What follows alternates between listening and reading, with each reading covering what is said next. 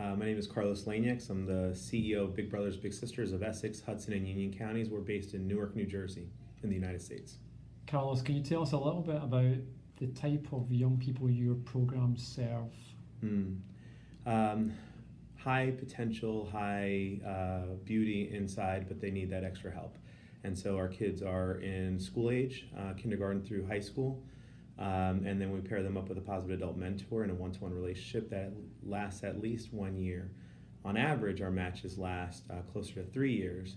And that just tells me as a manager, we're doing a lot of things right in terms of the compatibility of the matches and the rewards on both sides for the mentors as well as the mentees. But our children are largely from urban centers that are under-resourced, have a lot of external challenges around them. 90% of our children are below poverty level, and just are born into situations that are beyond their control that have a lot of negative pulls on their attention. Are they experiencing stigma, would you say? Societal, for sure. And then within their own context, that we all adjust, and sometimes we should be maladjusted to that context. But absolutely, in this country, it's these are the more challenging areas. But yet we still can override a lot of those negative influences by offering some hope, offering some structured programming, asset-based conversations about what our children need, and proof is in the pudding, right? In these programs, we see the positive outcomes. And their voice and their choice in life increasing over time, graduation rates, college attainment, employment, that sort of thing. And can you say a bit about the methods you use? So one-to-one or group, you talked about the age range, but can you follow people once they have left school, for example? What's the scope of how you work? For sure. For my program, it's exclusively one-to-one mentoring. Sure. And we bring the one-to-one mentoring matches together in group settings occasionally, but that child still has their assigned mentor, their own big brother, big sister. And we've gone into an area where we're calling deeper programming, more experiential learning, to expose our young people to something that might create that spark. If it's an employment setting with their mentor, if it's a visit to a college campus with their mentor, if it's a trip. Actually, recently, one of our funders saw the power in international travel and the kind of perspective that gives our children.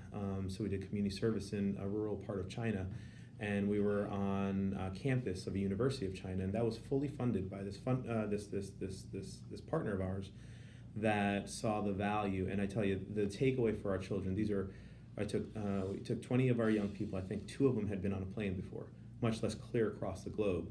So everything about this was new. We took nothing for granted.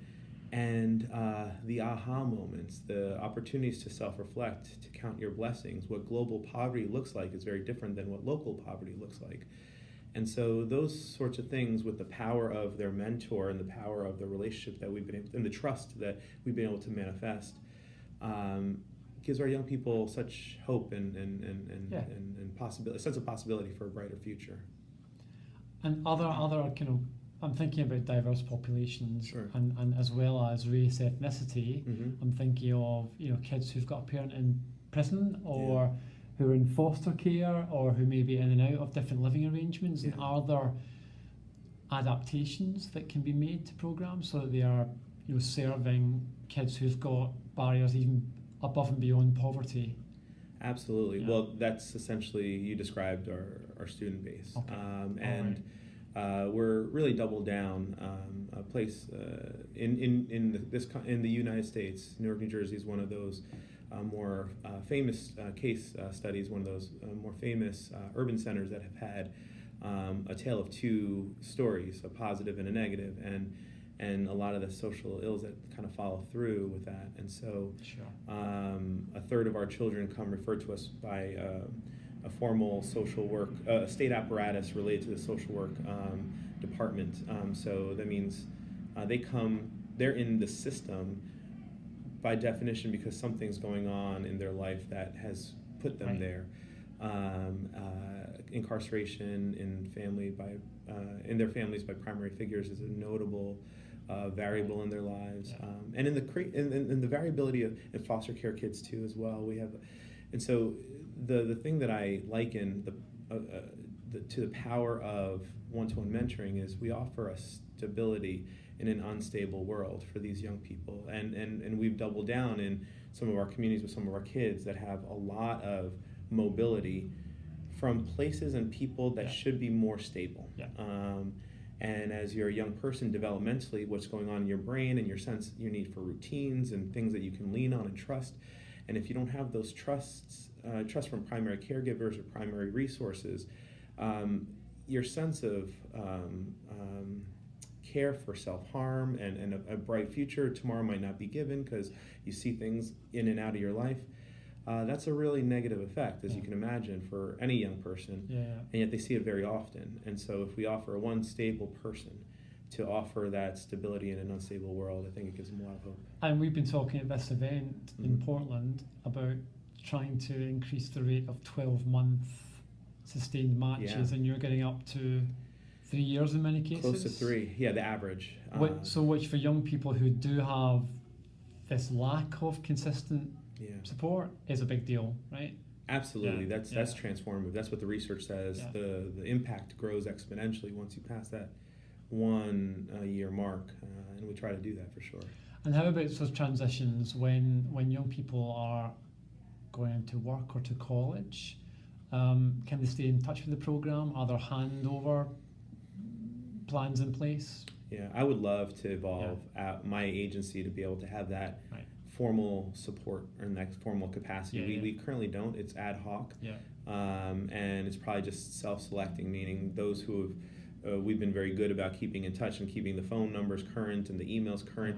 Then we keep in touch, and at some point I would love to. I've been at my local agency for 10 years, and so we're starting to now see graduates come back and graduates of college come back. And so we're trying to figure out how we better capture that, although our funding and our programming is explicitly for school-age children. Sure. And if we were meeting 2 or 3 years from now, what would you think? What would you say are the kind of main ambitions for your programs in New Jersey? Changes you want to see made. Maintaining high quality and exponential growth. I would love, magic wand, if you're talking about what would be a dream in a few years to serve, I would say a majority of our young people in our communities. In Newark, New Jersey, which is one city, and we serve several, there are 42,000 young people in our district schools. And so if we, 50% of that would be 20,000 in one city. Now the biggest one-to-one mentoring organization in the country serves 10,000. So it's a bold, ambitious. It's probably not likely to be achieved, but if we're thinking wide-eyed and aspirational, I would love to have a majority of our communities have those rays of light with these one-to-one mentors coming in and working with our young people. And final thought is about connecting outwards as well. So I'm thinking to family support, but also to, you mentioned college visits, employers, that kind of wider type of support circle that can drive these impacts further. How does that look where you are at the moment? So we have a lot of potential for growth there. We could be doing more. We have a lot of corporate offices in our community in Jersey City. It's divided by a river where you can see Manhattan and you can see Wall Street. A lot of the corporate offices, they're back offices in our community.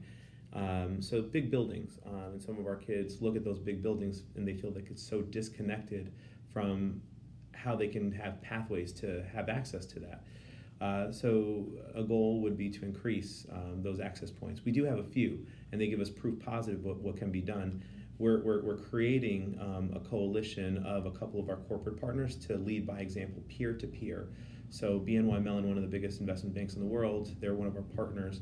And so they're going to help chair that for us so that maybe Goldman Sachs and JP Morgan and a couple others that are peers on that waterfront would take note and see how we can grow this in coalition, bringing together that corporate sector, that funding base to understand the best practices, and that this is something that if they did in concert with each other, could do transformative benefit in our communities. Yeah. It's a great example. It's really powerful imagery of disconnection unless programs like yours are bridging. Absolutely, and that's the challenge that we see in our communities. We see it bubble up if we don't address it. I mean, we see it in civil unrest. We see it in what some people would call riots, and some people would say, look at the same event and call it a rebellion. And that frustration, you understand it a bit when you have an example of success and choice and happiness and stability within proximity to a lot of other things that are negative against that. And in New Jersey, in our community, we're the most densely populated state in the country, and it's the most diverse state in the country. And so we're on top of each other, and you cannot deny, if you're in a big building or if you're in the housing project, you cannot deny that you see what's possible, what's out there, and that can build angst, that can build frustration. And if we don't build those pathways, we will not only morally lose ground, but we will see other things manifest. And we've seen these in other communities that pop up here and there. Newark historically had, again, what was called the Newark riots then, now it's called the Newark Rebellion. There was that active frustration within us versus them. But through the power of a connection, a human connection, like mentoring offers, we can build that bridge. That's a great point to end on. So I want to thank you for sharing your story with me. Thanks very much indeed. Appreciate it. Cheers. Thanks.